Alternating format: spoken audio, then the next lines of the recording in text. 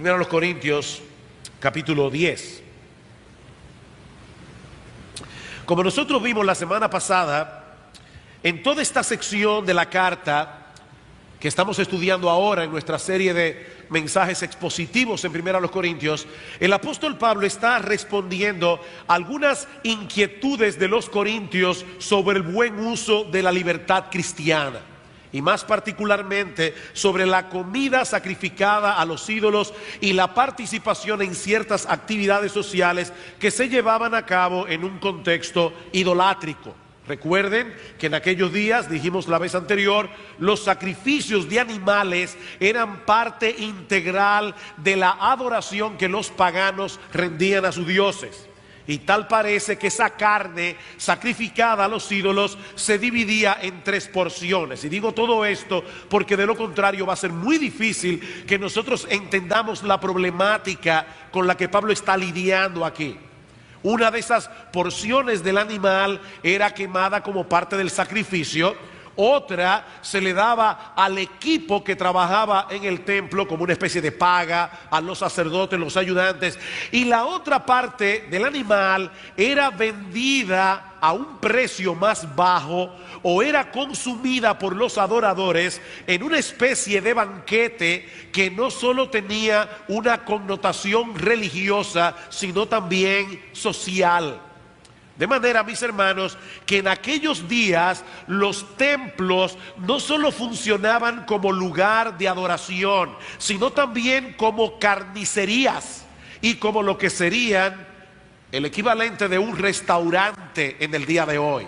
De hecho, algunos templos paganos tenían salones especiales arreglados para ese uso.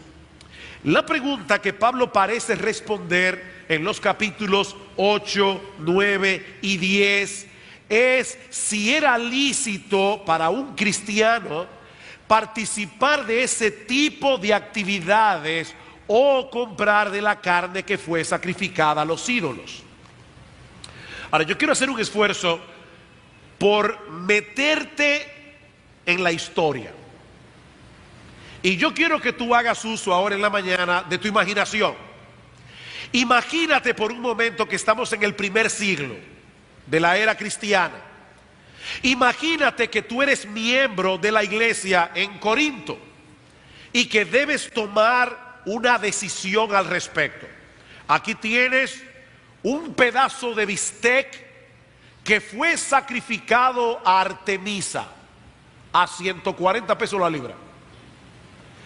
Y aquí tienes otro pedazo de bistec que vino directamente de la carnicería, 60 pesos más caro por libra.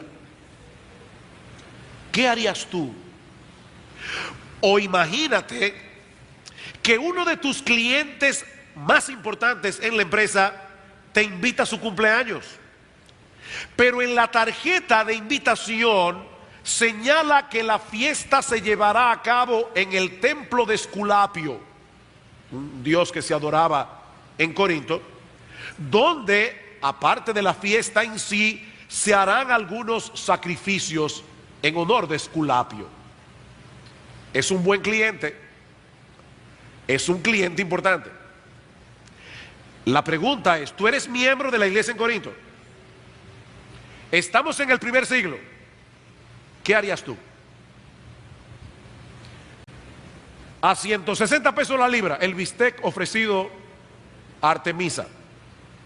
A 200 pesos la libra el otro.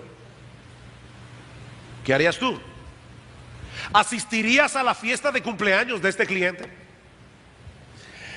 Bueno, yo me imagino que algunos cristianos resolverían el asunto pensando de esta manera: un ídolo nada es, porque el ídolo que representa esa imagen no existe en realidad. Solo hay un Dios vivo y verdadero. Y tendrían razón. Si la imagen de un ídolo no representa ninguna deidad real, los templos consagrados en honor de esos ídolos son paredes de ladrillo y de madera y nada más. No hay nada importante allí. El problema es que algunos miembros de la iglesia en Corinto no veían las cosas de ese modo. Imagínate a un nuevo creyente recién salido de ese mundo pagano, para quien la idolatría todavía era un problema real. Por otra parte, estas celebraciones que se llevaban a cabo en los templos paganos solían desarrollarse en un contexto de liviandad moral que podía llegar a ser un peligro para cualquier cristiano, aparte de lo confuso que podía ser ver a un creyente supuestamente que había salido del paganismo, una persona convertida a Cristo, participando de una actividad en un culto de ídolos. Eso definitivamente podía prestarse a confusión. ¿Cuál es el consejo que el apóstol Pablo da a estos hermanos de Corinto? Yo espero que ya ustedes comiencen a darse cuenta que el problema que Pablo está planteando aquí tiene que ver con todos nosotros, porque constantemente tenemos que tomar decisiones similares. ¿Cuál es el consejo que el apóstol Pablo les da? El consejo es muy sencillo: antepongan el amor a sus derechos y a su libertad. No es complicado, ¿verdad que no? Antepongan el amor a sus derechos y a su libertad. Cuando te encuentres en una encrucijada como esta en tu vida cristiana, la pregunta que tú debes hacerte no es: ¿tengo derecho a hacerlo? ¿Es parte de mi libertad cristiana? No, esa no es la pregunta. Y hermanos, es muy importante que entendamos eso. Esa no es la pregunta. Esa es la pregunta incorrecta. Pregúntate mejor si lo que vas a hacer puede ser de tropiezo a otros, sea cristiano o no, y si puede poner en peligro la salud espiritual de tu alma. Esa es la pregunta. Esa es la pregunta. El amor debe gobernar tu libertad. El amor debe gobernar tus derechos. No puede ser al revés. Lamentablemente, algunos miembros de la iglesia en Corinto no estaban dispuestos a ser tan quisquillosos. No. Después de todo, ellos eran cristianos. Eran maduros en su fe. Ellos no veían peligro alguno en exponerse a ciertas cosas. Y es en ese contexto que Pablo les trae las advertencias que encontramos en los versículos 1 al 13 de 1 Corintios capítulo 10. Tomando como punto de partida algunos episodios de la historia de Israel, donde durante el Éxodo Pablo les hace ver que estos judíos que salieron de la esclavitud en Egipto también disfrutaron de muchos privilegios. Pero ¿saben qué? No les sirvieron de nada. No les sirvieron de nada. ¿Por qué? Porque ellos tenían una actitud similar a la que tenían estos cristianos en Corinto y lamentablemente a la que tienen muchos cristianos en el día de hoy. Y por eso Pablo tiene que traer a la memoria estas escenas de la historia de Israel. Veamos en los versículos 1 al 4 los privilegios de los que disfrutó la nación de Israel durante el Éxodo. Versículo 1 del capítulo 10. Porque no quiero, hermanos, que ignoréis que nuestros padres todos estuvieron bajo la nube, todos pasaron el mar, todos en Moisés fueron bautizados en la nube y en el mar, todos comieron el mismo alimento espiritual, y me prefiero traducir allí la palabra como sobrenatural, y todos bebieron la misma bebida espiritual, porque bebían de la roca espiritual que los seguía, y la roca era Cristo.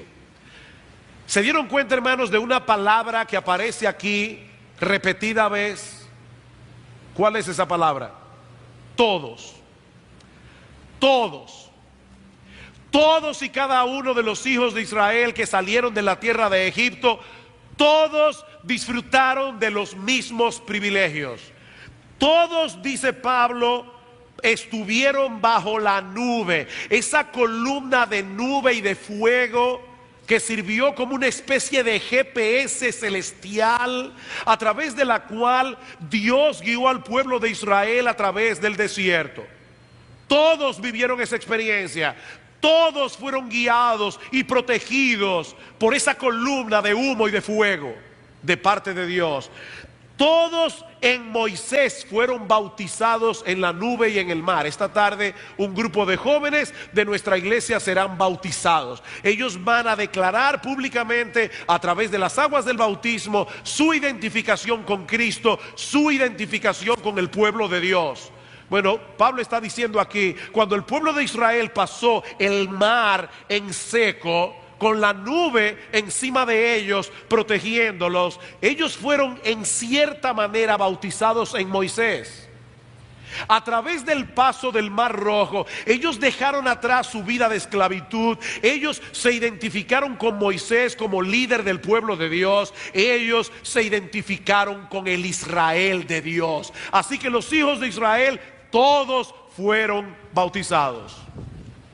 Versículo 3. Y todos comieron el mismo alimento espiritual. Durante 40 largos años Dios alimentó al pueblo de Israel a través de maná que caía del cielo. Hermanos, 40 años. Los escépticos en el día de hoy pueden decir lo que quieran, pero hay una realidad histórica. Hubo un pueblo esclavizado en Egipto de más de 1 millón de personas que fue libertado de la esclavitud y fue llevado durante 40 años por un desierto espantoso. La pregunta es, ¿cómo sobrevivieron todos esos años? Dios los alimentó milagrosamente. Todos comieron el mismo alimento espiritual y todos bebieron de la misma bebida espiritual. Dios milagrosamente le sacó agua de la roca. Y Pablo aclara que esa roca que los seguía era Cristo. Cristo es la roca. Cristo el Mesías estaba presente allí, guiando a su pueblo, protegiendo a su pueblo, proveyendo para sus necesidades. Así que, mis amados hermanos, el pueblo de Israel que salió de la esclavitud en Egipto disfrutó de muchos privilegios. Pero ahora Pablo les dice que eso no les sirvió de nada. Versículo 5. Pero de los más de ellos no se agradó Dios, por lo cual quedaron postrados en el desierto.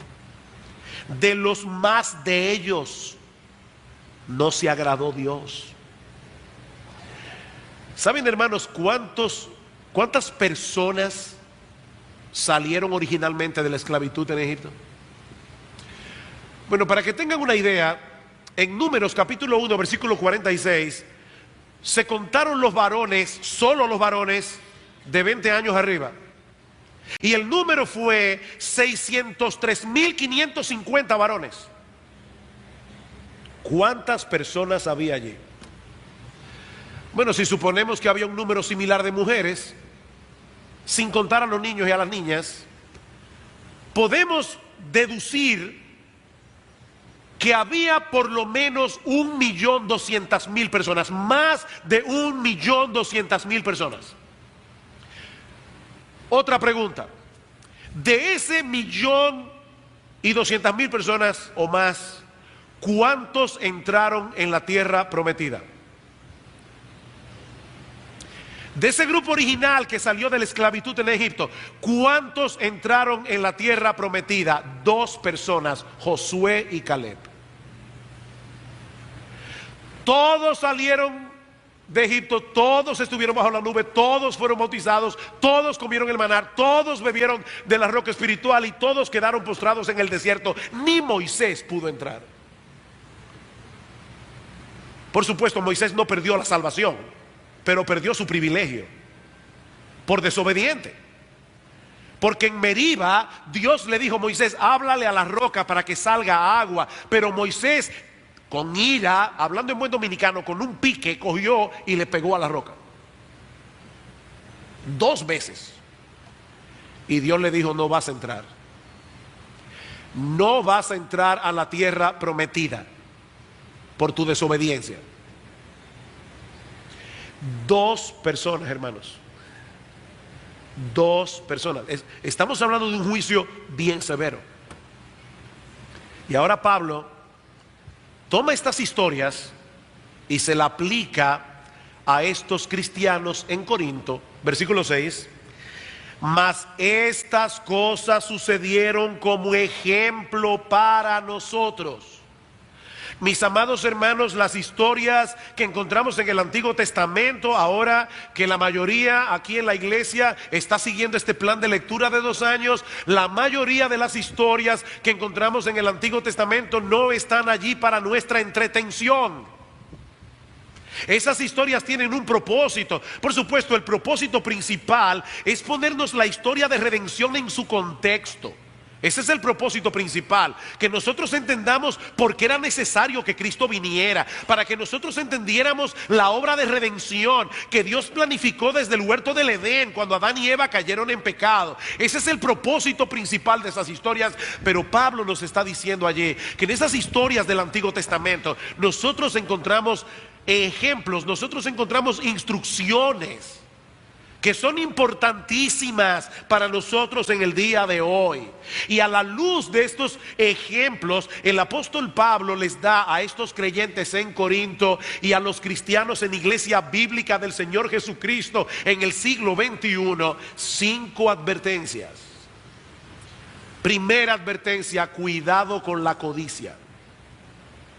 Cuidado con la codicia. Versículo 6. Mas estas cosas sucedieron como ejemplos para nosotros, para que no codiciemos cosas malas como ellos codiciaron. ¿Cuál es el tema? No lo olviden que estamos tratando aquí que muchas veces los cristianos tenemos que anteponer el amor a nuestros derechos, tenemos que anteponer el amor a nuestras libertades, que muchas veces los cristianos tenemos que decidir abstenernos de ciertas cosas para poder agradar al Señor, para no ser tropiezo al mundo incrédulo, para no ser tropiezo a otros hermanos, para cuidar de nuestras almas. Pero la codicia no nos permite hacer eso. Cuidado con la codicia, dice Pablo. A pesar de todos los privilegios que los judíos tuvieron, a pesar de todas las manifestaciones del amor, el cuidado, el poder de Dios, ¿qué sucedió con los israelitas en el desierto? Dice en Números capítulo 11 que tuvieron un vivo deseo. Y los hijos de Israel volvieron a llorar y dijeron: ¿quién nos diera a comer carne? Nos acordamos del pescado que comíamos en Egipto de balde. ¿Ustedes están escuchando eso? Nos acordamos del pescado que comíamos en Egipto de balde. De balde. Ellos eran esclavos de Faraón. Ellos tenían una dura servidumbre. De hecho, cuando Dios llamó a Moisés para que fuera a libertar al pueblo de Israel, una de las cosas que Dios le dice a Moisés es: yo he escuchado el clamor de los hijos de Israel, ha subido a mis oídos. Ellos habían clamado a Dios que los librara de esa esclavitud. Pero ¿saben qué? La codicia nubla la razón. Hermanos, la codicia nos hace tontos. Hay un cuento de este escritor ruso, Leo Tolstoy, de un individuo llamado Pajón, nombre ruso, que todo su deseo era tener un pedazo de tierra. Y para hacer la historia larga corta, un hombre rico le dijo: mira, ahí están mis campos, yo voy a hacer algo contigo, sal corriendo y toda la tierra que tú abarques será tuya, pero tienes que volver aquí antes de que caiga el sol. El hombre comenzó a correr y a correr y a correr, y veía ya que se estaba poniendo el sol, pero quería más tierra y más tierra y más tierra. Y cuando se dio cuenta que ya iba a ser muy difícil y que tenía que regresar, comenzó a correr como un loco hacia el punto de partida, y fue tal el esfuerzo que cayó muerto. Y alguien curiosamente le preguntó, y por fin, ¿cuánta tierra consiguió? 7 metros, le dijeron, donde lo enterraron.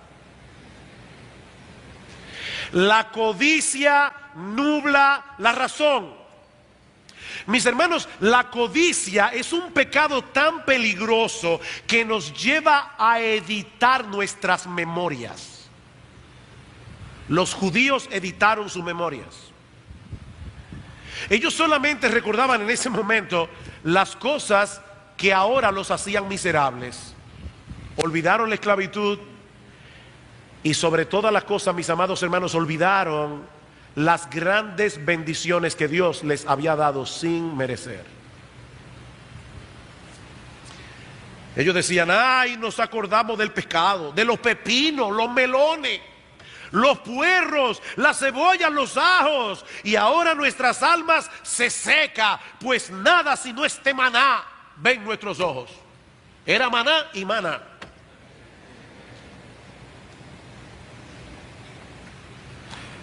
Olvidaron las bendiciones de Dios.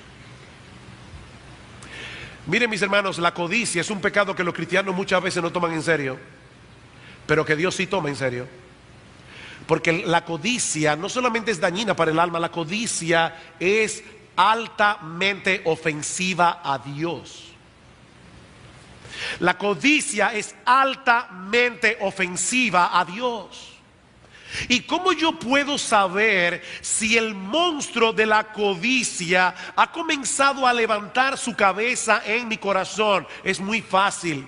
Solamente tienes que preguntarte, ¿estoy yo descontento por las cosas que no tengo y quiero tener? Porque el descontento es el síntoma inequívoco de la codicia. No hay ningún problema en que tú desees tener algo que tú no tienes. Ese no es el problema. Pero debes estar contento con lo que tienes, aunque nunca obtengas lo que quieres.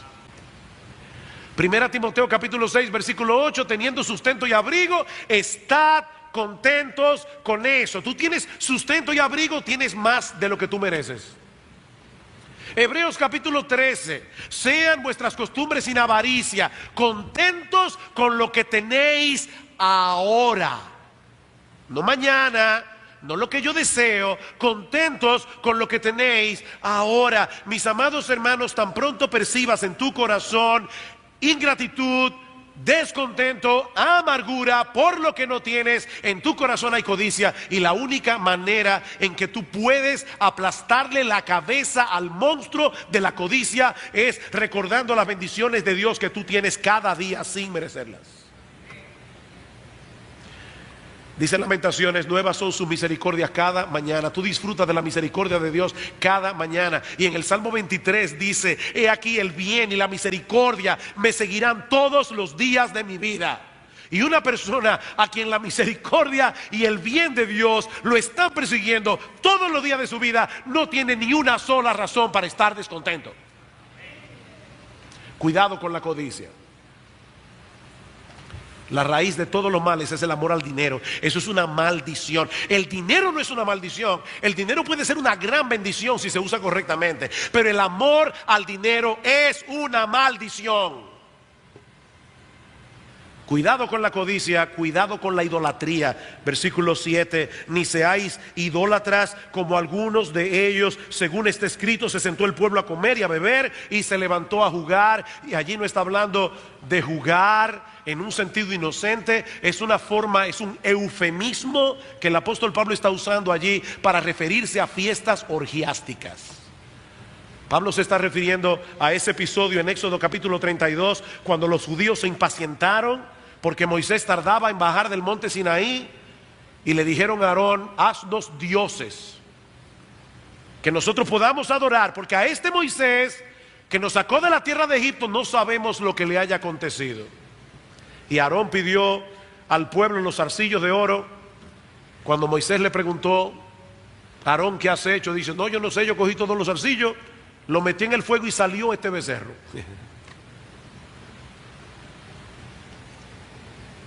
Esta advertencia de Pablo obviamente era muy pertinente para la problemática que él estaba tratando aquí en Corinto. Recuerden el problema. ¿Podemos nosotros participar de estas actividades sociales? Pablo toma en cuenta que casi todas las cosas que se hacen en Corinto se hacen en los templos. Pablo toma en cuenta que si nosotros decidimos abstenernos completamente de todo contacto idolátrico, vamos a tener que aislarnos de la sociedad, y nosotros no podemos hacer eso. Pablo dice: cuidado, cuidado, porque la idolatría no es solo idolatría.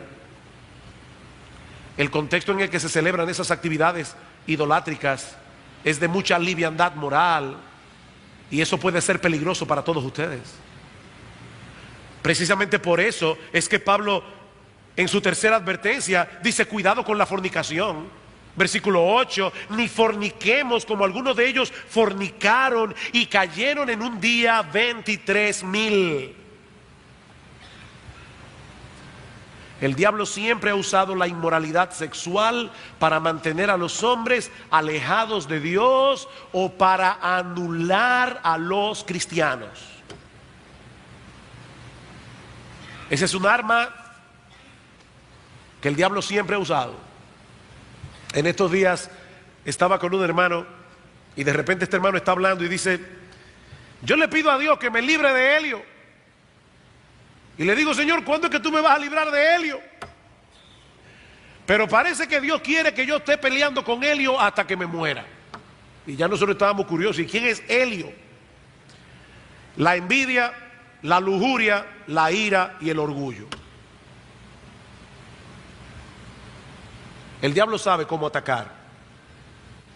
Dice en Números capítulo 25: y el pueblo empezó a fornicar con las hijas de Moab, las cuales invitaban al pueblo a los sacrificios de sus dioses. Vean otra vez esa conexión entre idolatría e inmoralidad. Y el pueblo comió y se inclinó a sus dioses.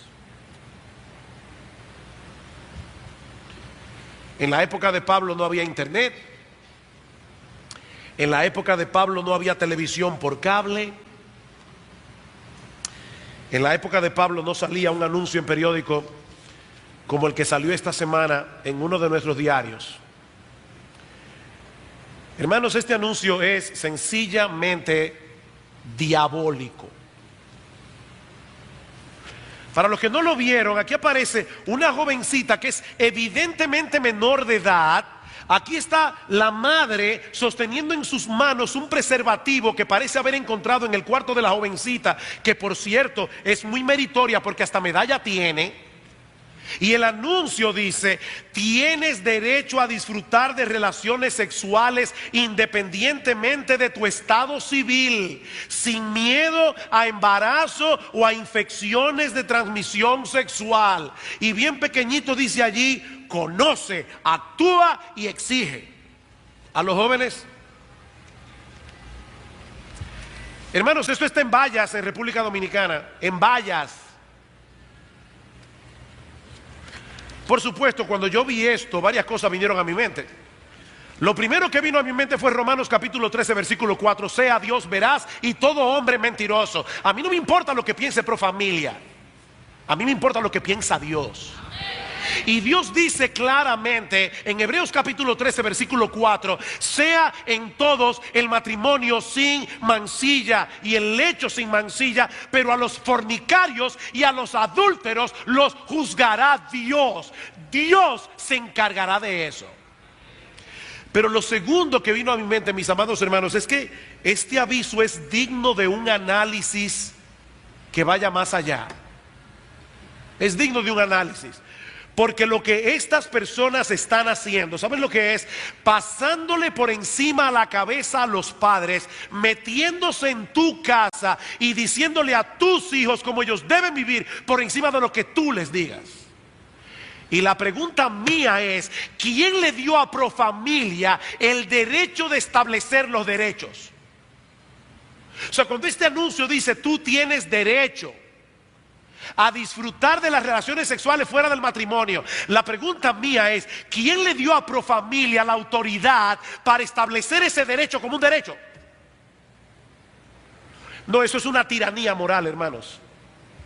Eso es una tiranía moral. Y ese es el país, esa es la sociedad en la que nosotros estamos viviendo. Esa es la sociedad en la que nosotros tenemos que criar a nuestros hijos. Ahora déjenme decirles algo. Nosotros podemos protestar todo lo que queramos. Pero si la iglesia de Cristo no marca la diferencia, esas protestas van a ser en vano.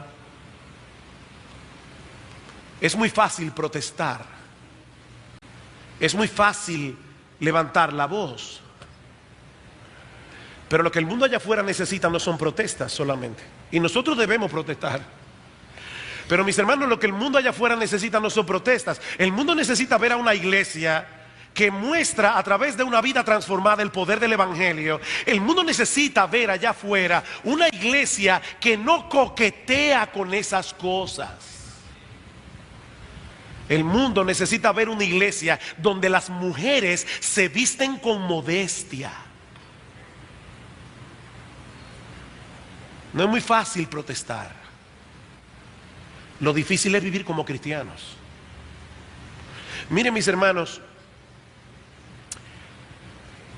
este mundo está difícil.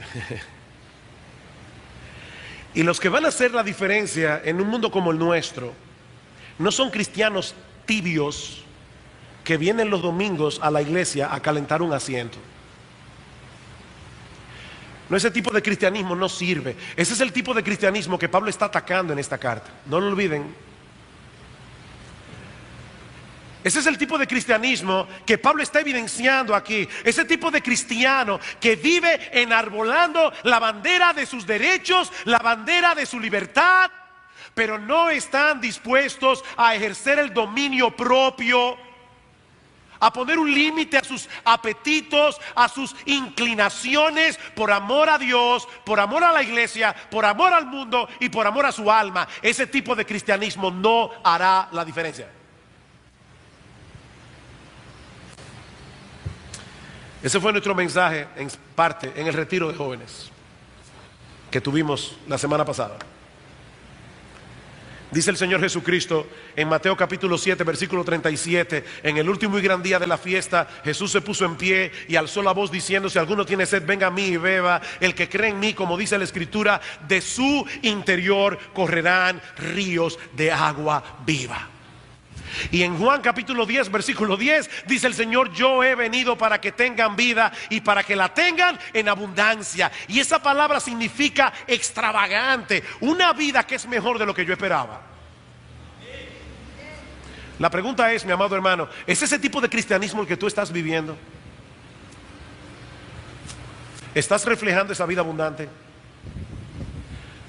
Porque es ese ejército de cristianos el que va a ser sal de la tierra y luz del mundo. Cuidado con la fornicación, cuidado con tentar al Señor. Versículo 9: ni tentemos al Señor, como también algunos de ellos le tentaron y perecieron por las serpientes. ¿Cuántas veces el pueblo de Israel en el desierto probó la paciencia del Señor? ¿Ustedes han visto esos muchachos que prueban a sus padres? Esos muchachos que tratan de ver hasta dónde, qué tan lejos pueden llegar en la desobediencia sin ser disciplinados. Hay cristianos que son así. Ellos comienzan a acercarse al mundo, nada pasa. Se acercan al mundo, nada pasa. Y se sienten confiados y comienzan a tentar la paciencia de Dios. Y Pablo le está diciendo a los corintios: no malinterpreten la paciencia de Dios, porque estos judíos en el desierto malinterpretaron la paciencia de Dios y miles fueron muertos. Miren, mis hermanos, la paciencia de Dios tiene un límite. El problema es que nosotros no sabemos dónde está ese límite. La paciencia de Dios tiene un límite. Nosotros no sabemos dónde está. Cuando es un cristiano el que pasa ese límite, entonces recibe la disciplina de Dios. Dice en Hebreos capítulo 12 versículo 6: Dios al que ama, disciplina. Y ahora escuchen esta palabra: y azota a todo aquel que recibe por hijo. Azota. Hay padres que son muy débiles con sus hijos, y cuando tienen que disciplinarlos, toman un pañal de tela y le dicen: eso no se hace. No, eso no es azotar a un hijo. Dios no disciplina con pañales. Dios disciplina con lo que es necesario para que participemos de su santidad. Y Pablo más adelante va a decir a estos hermanos en Corinto que ya algunos de ellos habían sido disciplinados. En 1 Corintios capítulo 11, versículo 30, hablando de cómo algunos corintios participaban de la cena del Señor en una manera inapropiada, dice: por lo cual hay muchos enfermos y debilitados entre vosotros, y muchos duermen. Dios le quitó la vida a Ananías y Zafira. Traspasaron ese límite. ¿Quiere decir eso que toda persona que se enferma es por un castigo de Dios? No, de ninguna manera. En Filipenses capítulo 2, Pablo dice de Epafrodito que enfermó por la obra de Dios, y dice que estuvo casi expuesto a la muerte. Y al mismo Timoteo tiene que decirle: Timoteo, usa un poco de vino por causa de tu estómago y de tus frecuentes enfermedades. No, no toda persona que se enferme es por un castigo de Dios. Pero mis amados hermanos, esa realidad no elimina la enseñanza bíblica de que Dios muchas veces enferma como disciplina.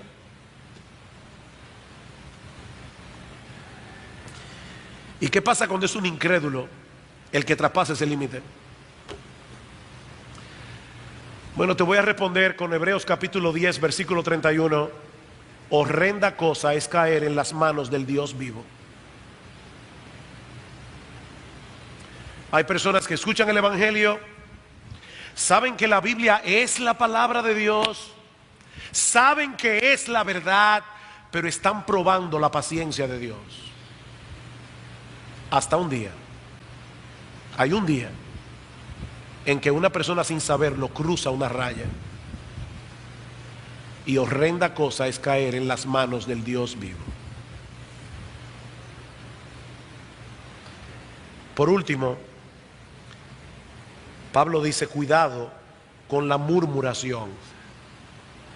Cuidado con la murmuración. Versículo 10: ni murmuréis, como algunos de ellos murmuraron y perecieron por el destructor.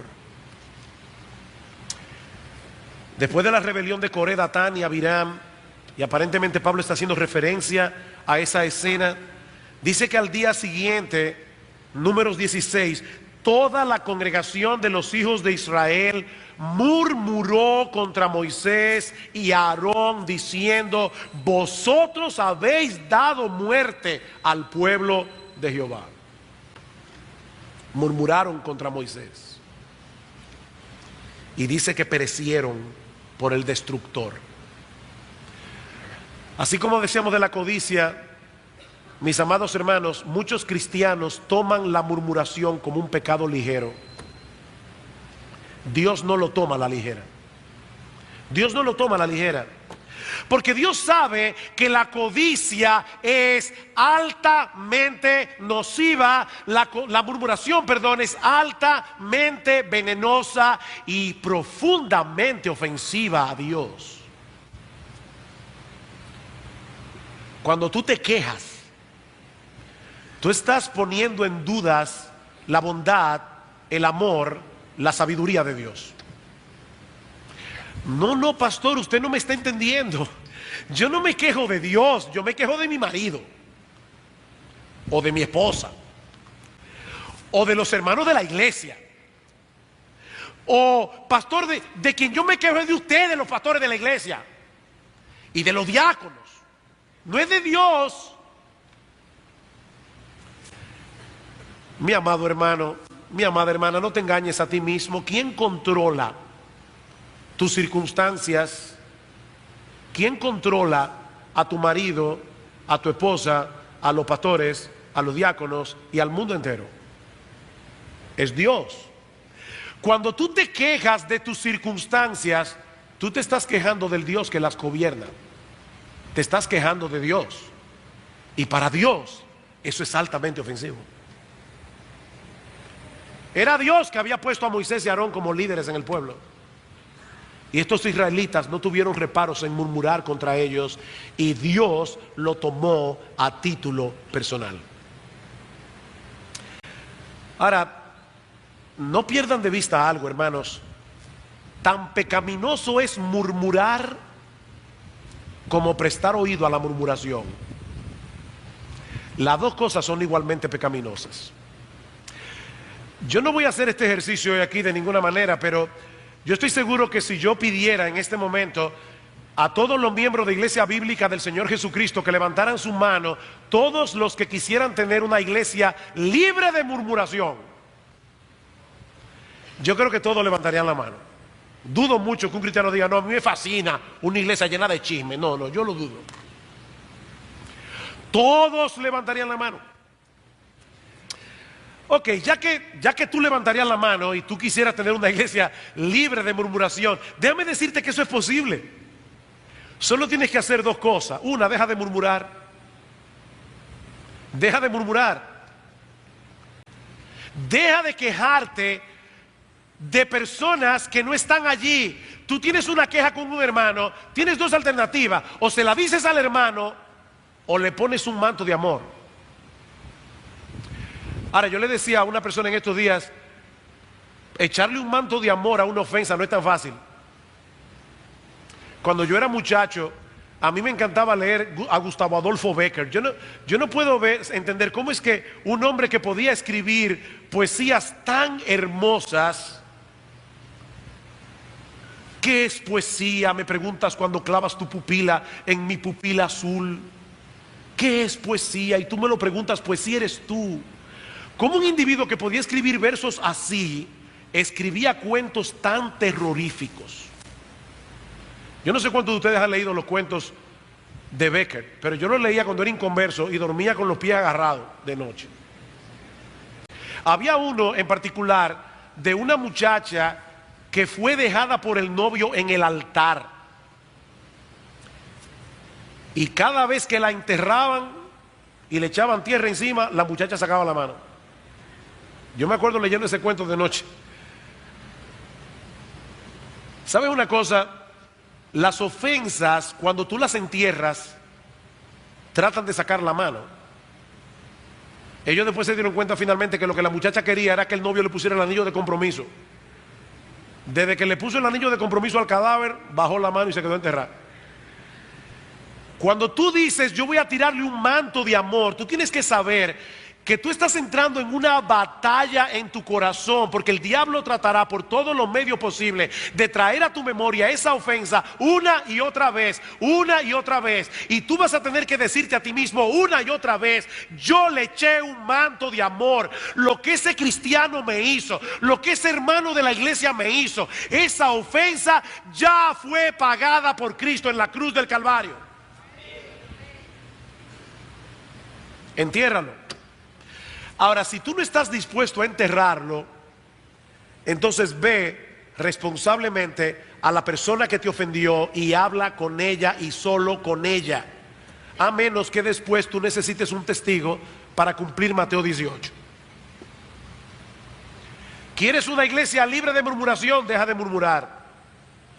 Ahora, eso no es suficiente. ¿Quieres una iglesia libre de murmuración? Cada vez que un hermano de la iglesia se queja delante de ti de otro hermano, sea cualquiera, un hermano, un pastor, un diácono, quien sea, mi amado hermano, mi amada hermana, si alguien se queja de otro hermano de la iglesia delante de ti, tú le tienes que decir, mi amado hermano, mi amada hermana, es obvio que tú tienes un problema en tu corazón con esa persona. Yo te voy a dar un tiempo prudente puede ser una semana. Yo te voy a dar un tiempo prudente para que tú hables con esa persona. Si tú no lo haces, yo quiero que tú sepas que responsablemente yo voy a ir y le voy a decir, fulano o fulana tiene un problema contigo. Y yo te aseguro que esa persona jamás volverá a murmurar delante de ti.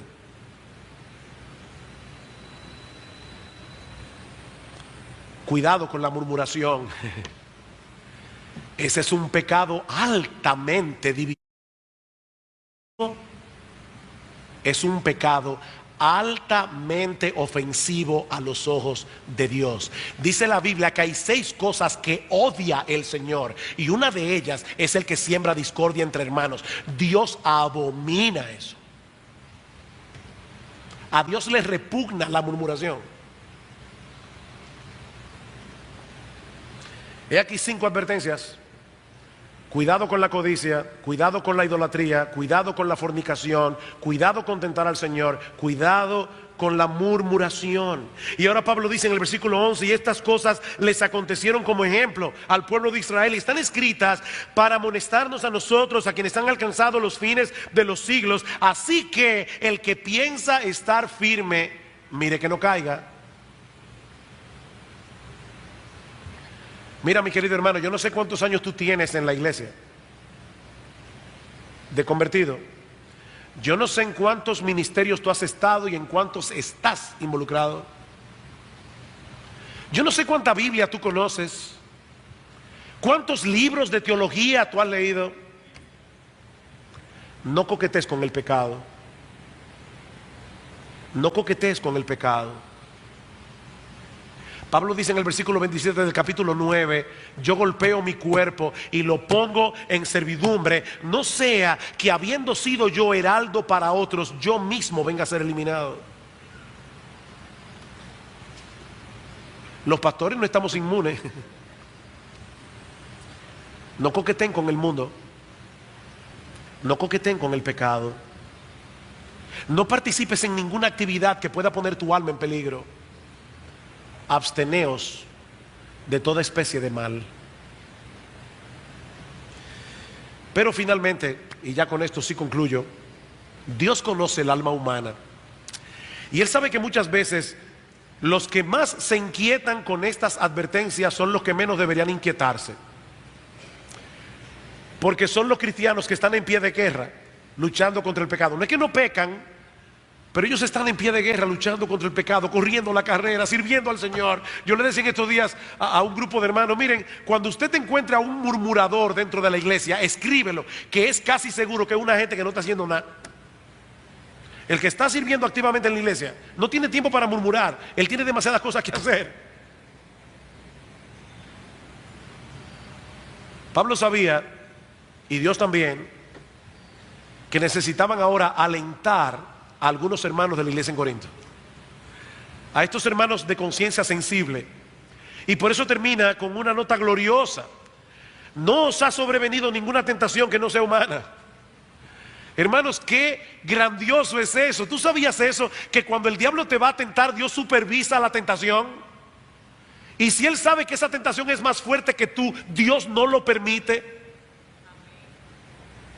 No os ha sobrevenido ninguna tentación que no sea humana, pero fiel es Dios, que no os dejará ser tentado más de lo que podéis resistir. Salmo 129: como Jerusalén tiene montes alrededor de ella, así Jehová está alrededor de su pueblo y los defiende. Dios está supervisando lo que llega a tu vida. Y dice: no, mi hijo no puede con esto, y te lo quita de en medio. No os ha sobrevenido ninguna tentación que no sea común a los hombres. Créeme, mi hermano, las tentaciones que tú tienes las tengo yo, las tiene él, las tiene aquel. Diferentes, cada cual según su propia concupiscencia, pero tan dura es la tentación de aquel y la tentación de aquel otro. Y puede estar hablando también de las pruebas, es una palabra neutra, de las tentaciones del diablo o de las pruebas que Dios envía.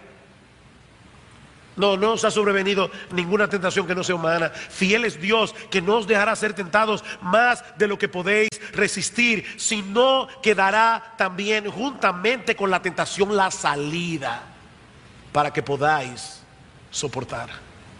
Qué gran Dios tenemos. Mira, mi hermano, si tú estás en pie de guerra en tu lucha contra el pecado, si tú estás haciendo uso de los medios de la gracia que Dios ha provisto para guardarte, si tú estás perseverando en gracia, si tú estás sirviendo al Señor en la expansión de su reino, sirviendo en tu iglesia, Sigue corriendo la carrera, hermano, con confianza. Tú vas a terminar. Tú vas a terminar tu carrera. No desmayes. No desmayes. Dios es fiel. Dios es fiel. Y Pablo no está diciendo eso obviamente para que ahora nos descuidemos, todo lo contrario. Él acaba de darnos todas estas advertencias, pero él está diciendo Dios es fiel. Dios es fiel. Mi amado hermano, sigue corriendo con los ojos puestos en Jesús, el autor y consumador de nuestra fe, porque Dios es fiel. No tires la toalla en esta lucha, mi amado hermano. Sigue peleando porque Dios es fiel.